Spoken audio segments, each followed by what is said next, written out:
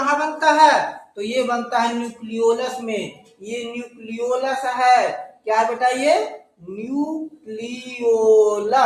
ये क्या है? Site of synthesis of ribosomal material. Ribosome जिस चीज का बना होता है, या राइबोसोमल यूनिट राइबोसोमल मटेरियल जिस सब्सटेंस का बनता है उसका सिंथेसिस होता है। यहीं पर आप लोगों को पता नहीं चला है ना, उसका सिंथेसिस होता है। एक बार फिर से मैं जो लिखा हूं आप लोग को दिखा देता हूं, आप लोग को पता नहीं चला था। चलो इसको, ठीक है, एक बार फिर से देख लीजिए। पीछे वाले स्लाइड में छूट गया होगा आपको। पीछे वाले स्लाइड में एक बार फिर से हम लोग देख लेते हैं। क्या था? न्यूक्लियस को हम लोग क्या बोले थे? House of coded instruction. इसमें न्यूक्लियर कोर पाया जाता है। ये क्या होता है? डबल मेम्ब्रेनस ऑर्गन कौन है? न्यूक्लियस, जिनके दोनों मेम्ब्रेन स्मूथ होते हैं। माइटोकॉन्ड्रिया, जिसका बाहर का मेम्ब्रेन स्मूथ होता है और अंदर का मेम्ब्रेन इनफोल्डेड होता है। प्लास्टिड प्लांट सेल में पाया जाता है, जिनका अंदर का मेम्ब्रेन ग्रैना के रूप में इनका जो इनर मेम्ब्रेन होता है, इनर मेम्ब्रेन ग्रैना के रूप में होता है मेम्ब्रेन, और क्वाइन लाइक स्ट्रक्चर में मॉडिफाइड होता है। क्वाइन लाइक स्ट्रक्चर में मॉडिफाइड हो जाता है। तो तीनों का मेम्ब्रेन तीन तरह से होता है, तीन तरह से अलग अलग मॉडिफाइड होता है। न्यूक्लियस के अंदर जो सब्सटेंस भरा रहता है उसको हम लोग न्यूक्लियोप्लाज्म कहते हैं। क्या कहते हैं? न्यूक्लियोप्लाज्म कहते हैं। न्यूक्लियस क्या करता है? साइटोप्लाज्म और न्यूक्लियस के बीच सब्सटेंसेस का एक्सचेंज करता है। न्यूक्लियोलस क्या है?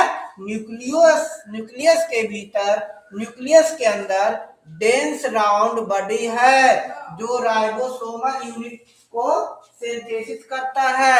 यानी राइबोसोमल यूनिट का सिंथेसिस कहाँ होता है? राइबोसोमल यूनिट का सिंथेसिस कहाँ होता है? तो राइबोसोमल यूनिट का सिंथेसिस न्यूक्लियोलस में होता है। The subunits then exit the nucleus to cytoplasm।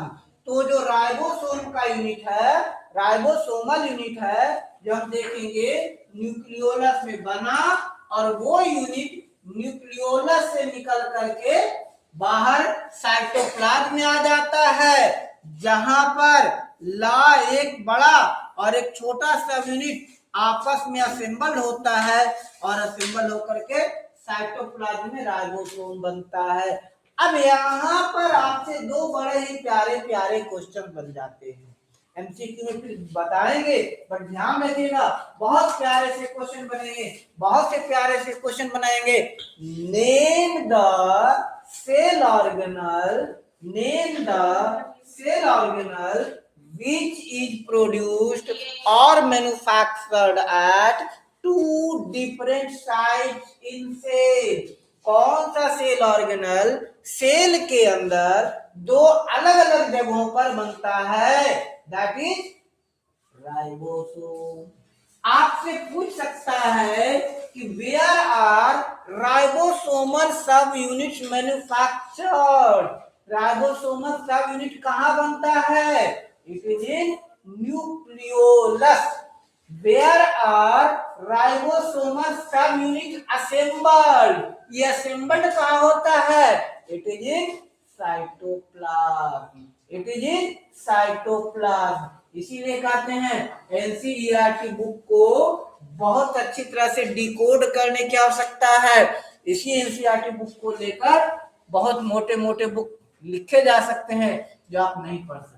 देखिए ये दिखा रहा है कि राइबोसोम के अंदर क्या क्या होता है, कैसे आपका डीएनए बना। देखिए न्यूक्लियोसोम है ना, न्यूक्लियोसोम है, इसमें लिंकर डीएनए कहते हैं। न्यूक्लियस कंटेन, न्यूक्लियस में क्या होता है बेटा जी, क्रोमोसोम, इसको हम लोग न्यूक्लियर क्रोमोसोम कहते हैं। क्या कहते हैं, न्यूक्लियर क्रोमोसोम। वास्तव में क्रोमोसोम क्या होता है, क्रोमोसोम क्या होता है, क्रोमोसोम क्या होता है, ऑर्गेनल विद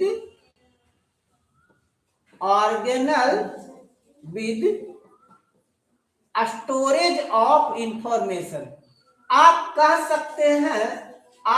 सकते हैं कि सेल का हार्ड डिस्क होता है। ये क्या होता है बेटा, ये सेल का हार्ड डिस्क होता है, सेल का हार्ड डिस्क होता है जिसमें इंफॉर्मेशन स्टोर होता है। इसमें क्रोमोसोम में, इसमें इंफॉर्मेशन, इसका कुछ नहीं काम है। जैसे कंप्यूटर में, आपके लैपटॉप में क्या है, आपके लैपटॉप में आप जो कुछ काम करते हो, जो सेव करते हो वो कहाँ जाता है, हार्ड डिस्क में जाता है। उसी तरह से सेल के अंदर जितने भी इंफॉर्मेशन होते हैं, सारे के सारे इंफॉर्मेशन कहाँ स्टोर हो जाते हैं, क्रोमोसोम। जिस तरह से आप आवश्यकता पड़ने पर, जरूरत पड़ने पर उस हार्ड डिस्क से इंफॉर्मेशन लाते हो, हार्ड डिस्क से किससे इंफॉर्मेशन लाते हो, उसी प्रकार आप सेल से इंफॉर्मेशन निकाल सकते हो। सेल में आपको अगर इंफॉर्मेशन चाहिए होता है, सेल को मान लीजिए कोई इंफॉर्मेशन चाहिए होता है, तो इंफॉर्मेशन कहां से लेगा, क्रोमोसोम से लेगा। कहां से लेगा, क्रोमोसोम से लेगा। और क्रोमोसोम में ये कोडेड रूप में रहेगा। ये किस रूप में विजिबल होता है, it is visible rod shaped structure. कब दिखता है, जब सेल का डिवीजन होने लगता है। ये हमेशा नहीं रहता, ये जो क्रोमोसोम है, ये हमेशा नहीं, क्रोमोसोम ऐसे रहता है कोडिंग के रूप में, ऐसे क्रोमोसोम रहता है, ऐसे रहता है क्रोमोसोम सेल के अंदर, हमेशा ऐसे रहता है। जब डिवीजन होना स्टार्ट होता है, डिवीजन की प्रोसेस शुरू होती है, तो ये क्रोमैटिन इसको कहते हैं। क्या कहते हैं इसको, क्रोमैटिन फाइबर। क्या, क्रोमैटिन फाइबर। तो जो सेल क्रोमोसोम रहता है, ये हमेशा क्रोमैटिन फाइबर के रूप में रहता है। जब डिवीजन होना स्टार्ट होता है, तो धीरे धीरे ये क्रोमैटिन फाइबर क्या होने लगता है, कंडेंस होने लगता है, और कंडेंस होकर के ये बाद में लैटर फेज में ये क्या बना देता है, क्रोमोसोम बना देता है। It contains information for inheritance of character. Cell के का इनहेरिटेंस ऑफ कैरेक्टर। अब देखिए कई तरह का सेल है, ह्यूमन बॉडी में more than 200 types of cell है। अब भी 200 प्रकार के सेल बनाने हैं। अब कौन सा सेल बनेगा,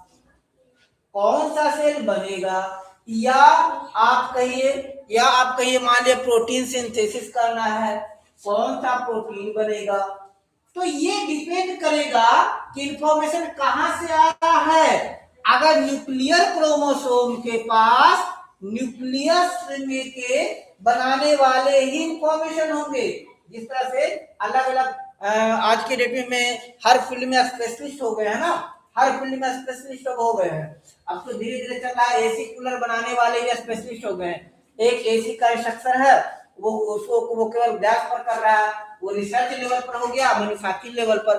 हेल्थ सेक्टर में पहले देखिए कोई कार्डियोलॉजिस्ट होता है, कोई गायनेकोलॉजिस्ट होते हैं, कोई न्यूरोलॉजिस्ट होते हैं, कोई यूरोलॉजिस्ट होते हैं, है ना, तो अलग अलग स्पेशलिस्ट होते हैं। उसी तरह से क्रोमोसोम भी अलग अलग तरह का होता है। क्रोमोसोम में अलग तरह का न्यूक्लियस में अलग तरह का क्रोमोसोम पाया जाएगा।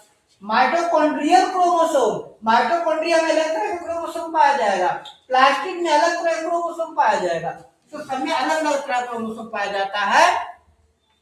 तो कहता है बहरहाल क्रोमोसोम जो है, क्रोमोसोम में क्या होता है, इनहेरिटेंस कैरेक्टर का इंफॉर्मेशन रहता है।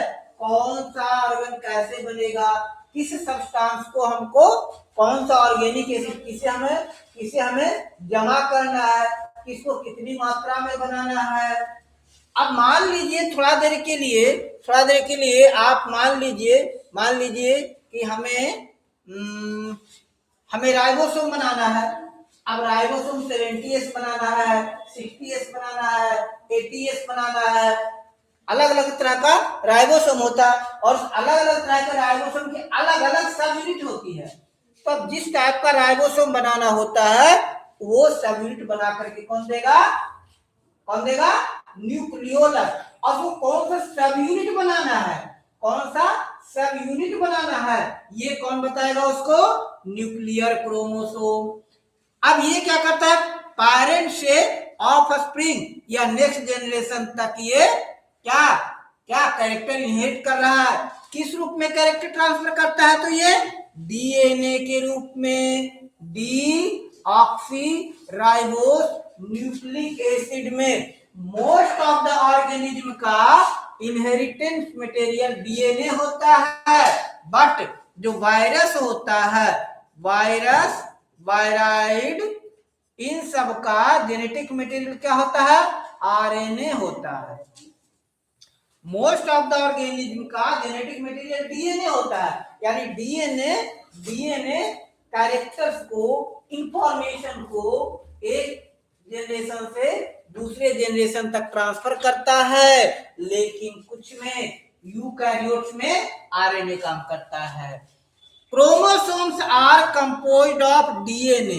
क्रोमोसोम किसका बना हुआ है, ये क्रोमोसोम किसका बना होता है बेटा, डीएनए का बना होता है। डीएनए का full form D oxy ribose nucleic acid, D ribose oxy ribose nucleic acid. यानी कहने का मतलब, इसने कहने का मतलब जो आपका क्रोमोसोम है वो न्यूक्लिक एसिड का बना होता है और क्या रहता है, स्पेसिफिक प्रोटीन। तो डीएनए के दो सब पार्ट, सॉरी क्रोमोसोम के दो पार्ट, क्रोमोसोम दो चीज का बना है, पहला तो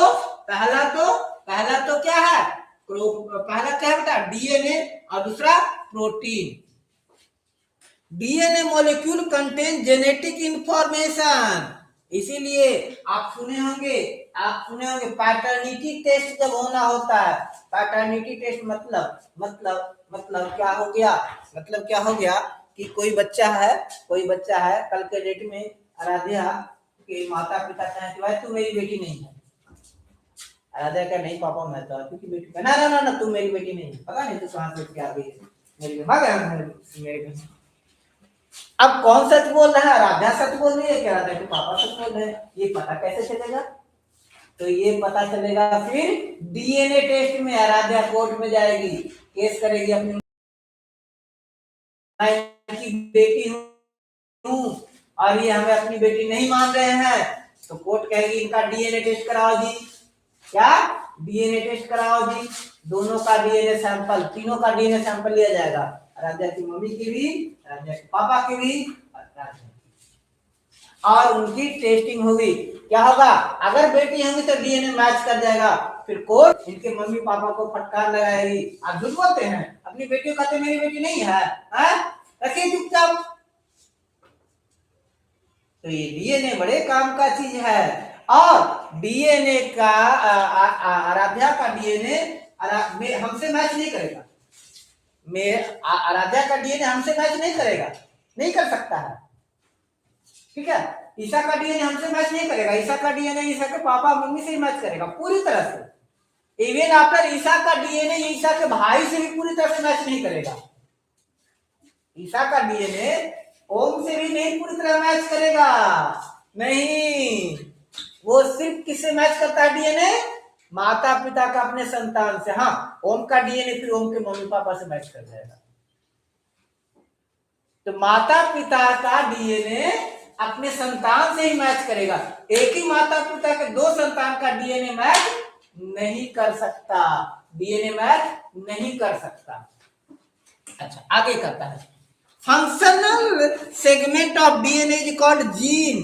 देखिए कितना बढ़िया टर्म आया है, ये आपसे पूछ सकता है, जीन क्या होता है, जीन वो भूत है, जीन सुने ना, उसको जीन पकड़ लिया, जीन पेड़ पर रहता है, उल्टा लटका रहता है ना, जीन उल्टा लटका हुआ रहता है, बूथा पेड़ पर रहता है, ज्यादा बरगद के पेड़ पर रहता है, लेकिन यहाँ जीन क्या है, जीन क्या है, डीएनए का फंक्शनल सेगमेंट, डीएनए का फंक्शनल सेगमेंट क्या कहलाता है?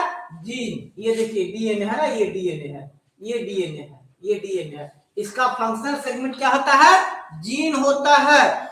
In a non dividing cell DNA is present of as part of chromatin material. Non dividing cell में, नॉन डिवाइडिंग सेल में, नॉन डिवाइडिंग सेल में डीएनए किस रूप में रहेगा? क्रोमैटिन फाइबर के रूप में, क्रोमैटिन मटेरियल के रूप में प्रेजेंट रहेगा। Chromatin material is visible as entangled mass of thread like structure. और अगर सेल को देखेंगे जो डिवाइड नहीं कर रहा हो, जो डिवाइड नहीं कर रहा हो, तो वो कैसा दिखेगा? कैसा दिखेगा? Thread like structure, entangled mass of thread like, ऐसा दिखेगा वो ऐसा दिखेगा। नॉन डिवाइडिंग सेल में डीए क्रोमोसोम ऐसे रहता है, जिसकी थिकनेस कितना? 55 एंगस्ट्रम। थिकनेस, मोटाई कितना मोटा होता है? 55 एंगस्ट्रम। और डायमीटर कितना होता है? 110 एंगस्ट्रम। ये वाला पॉइंट आप नोट कर लीजिएगा, ये वाला पॉइंट आप नोट कर लीजिएगा, है ना? क्या कि chromatin material visible at entangled mass thread like structure wherever cell is about to divide, chromatin material get organized into chromosome। कि क्रोमैटिन मटेरियल का ये खास कर हम लोग न्यूक्लियोसोम कहेंगे। क्या कहेंगे? न्यूक्लियोसोम कहेंगे। क्या कहेंगे? न्यूक्लियोसोम कहेंगे। इसका इसका इसका जो डायमीटर है, डायमीटर क्या है? 110 एंगस्ट्रम है, जबकि इसकी जो मोटाई होती है ये कितनी होती है? 55 एंगस्ट्रम की मोटाई होती है। 55 एंगस्ट्रम डिस्क शेप का होता है। ठीक है, ये वाला स्लाइड समझ में आया? इस स्लाइड में बहुत सारी इंपॉर्टेंट है, बहुत सारी इंफॉर्मेशन है। इस स्लाइड को बढ़िया समझिएगा। आगे अब यहाँ पर एक दिया हो थ्रेड ऑफ क्यूरियोसिटी। ये क्या है? क्या है ये? क्या है ये? रेड ब्लड सेल्स या आरबीसी। क्या है? रेड ब्लड सेल्स या आरबीसी है वो। क्या है? रेड ब्लड सेल्स या आरबीसी है। ठीक है, रेड ब्लड सेल्स या आरबीसी है वो। अब इसके बारे में देखें, रेड ब्लड सेल्स कहाँ पाया जाता है? ह्यूमन बॉडी में। रेड ब्लड सेल्स कहाँ पाया जाता है? ह्यूमन बॉडी में, ह्यूमन बॉडी में। और ये क्या है? Site of exchange of substances, transport of substances in the human body, in the human body. Some cells are specialised to perform a specific function. कुछ सेल्स विशिष्ट तरह के काम करने के लिए स्पेशलाइज होते हैं। जैसे बोले थे ना कि एक जनरलिस्ट होते हैं और एक स्पेशलिस्ट होते हैं। सेल ऑर्गेनल में भी कुछ स्पेशलिस्ट क्रोमोसोम पाए जाते हैं। हमारे बॉडी में सेल में भी specialised chromosome, mitochondrial chromosome, ribosomal chromosome, है ना? इस तरह से तो कुछ सेल्स स्पेशलाइज्ड स्पेसिफिक फंक्शन के लिए होते हैं, जैसे mature mammalian RBC. Mature RBC in human doesn't have nucleus. ये इन्यूक्लिएटेड होता है, इसमें न्यूक्लियस नहीं पाया जाता है। ये आपसे पूछ सकता है which of the following is enucleated cell, जिसमें न्यूक्लियस नहीं पाया जाता है। तो ना तो न्यूक्लियस आरबीसी में पाया जाता है और ना ही न्यूक्लियस प्लास्टिड में पाया जाता है। ना तो न्यूक्लियस आरबीसी में पाया जाता है और ना ही प्लास्टिड में पाया जाता है। इन्यूक्लिएटेड है, दैट इज न्यूक्लियस लेस है। क्या है ये? इन्यूक्लिएटेड, लैक ऑफ न्यूक्लियस, न्यूक्लियस नहीं पाया जाता है, न्यूक्लियस लेस ऑर्गेनल है। डबल ये डबल मेम्ब्रेनस होता है, बाई कॉन्केव होता है। ये बाई कॉन्केव होता है। देखिए ध्यान से, अंदर की ओर धंसा हुआ है ना, अंदर की ओर धंसा हुआ होता है ना, ये बाई कॉन्केव होता है। इसमें हेम प्रोटीन पाया जाता है। इसमें जो प्रोटीन पाया जाता है उसका क्या नाम है? हेम प्रोटीन। क्या? हेम प्रोटीन। ये हेम प्रोटीन ऑक्सीजन और CO2 को बहुत जल्दी कैसे जुड़ता है, और यही हेम प्रोटीन के कारण ये ऑक्सी हेमोग्लोबिन या कार्बोक्सी हेमोग्लोबिन बनाता है। ये ऑक्सीजन और कार्बन डाइऑक्साइड के ट्रांसपोर्ट में इसका काफी इंपॉर्टेंट रोल होता है। क्या बोलता है बेटा? Human RBC is enucleated, that is absence of nucleus. Nucleus नहीं पाया जाता है। अब क्यों नहीं पाया जाता है? It is to provide more space for haemoglobin. RBC में न्यूक्लियस नहीं पाया जाता है कि न्यूक्लियस बड़ा होगा, न्यूक्लियस जगह घेरेगा, न्यूक्लियस बहुत सारा काम करेगा, न्यूक्लियस और उसको कॉम्प्लिकेट बना देगा। बट आरबीसी का केवल एक ही काम है, केवल एक काम। क्या? हेमोग्लोबिन रखना, और हेमोग्लोबिन की मदद से गैसियस एक्सचेंज करना, ऑक्सीजन और कार्बन डाइऑक्साइड को पहुंचाना। मैसेंजर। अब मैसेंजर का काम, तो दिमाग तो नहीं लगाना। न्यूक्लियस वहां पर पाया जाएगा जहां दिमाग लगाना है। न्यूक्लियस क्या होता है? सेल का दिमाग होता है। न्यूक्लियस क्या होता है? सेल का दिमाग होता है। उसको सोचना है। जैसे भी बोले थे, बात किए थे ना, न्यूक्लियस में उसको सोचना है कि भाई हमको हमको इसका हमको क्या नाम है, राइबोसोम का कौन सा सब यूनिट बनाना है, उसको सोचना है।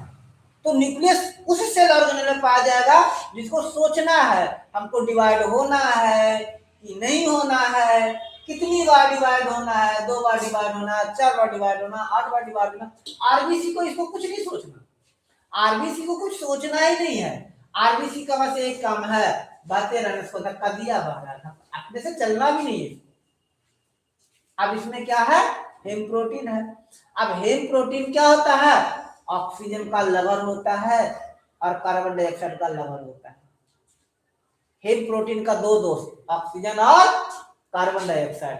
और सबसे बड़ा चालू स्वार्थी किस्म का ये सेल ऑर्गेनेल सेल है, ये सबसे चालू किस्म का। जहां इसको फायदा दिखा, जिसकी क्वांटिटी ज्यादा दिखी, वो ले लिया और दूसरा को धक्के मार के भगा दिया। लंग्स में आया, एल्वोली में आया, एल्वोली में खूब सारा ऑक्सीजन था, ऑक्सीजन देखा, कार्बन डाइऑक्साइड धक्के मार के बाहर भाग यहाँ से, कार्बन डाइऑक्साइड धक्के मार के बाहर निकाल दिया और ऑक्सीजन को बड़े प्यार से बोला, आजा मेरे लाल, आजा आजा। ये जब सेल में जाता है, सेल की मेम्ब्रेन के पास जाता है, तो वहां देखता है क्या? कार्बन डाइऑक्साइड ज्यादा है, ऑक्सीजन कम है, तो ऑक्सीजन को धक्के मार के ये कहाँ भेजेगा? सेल के अंदर, भाग यहाँ से।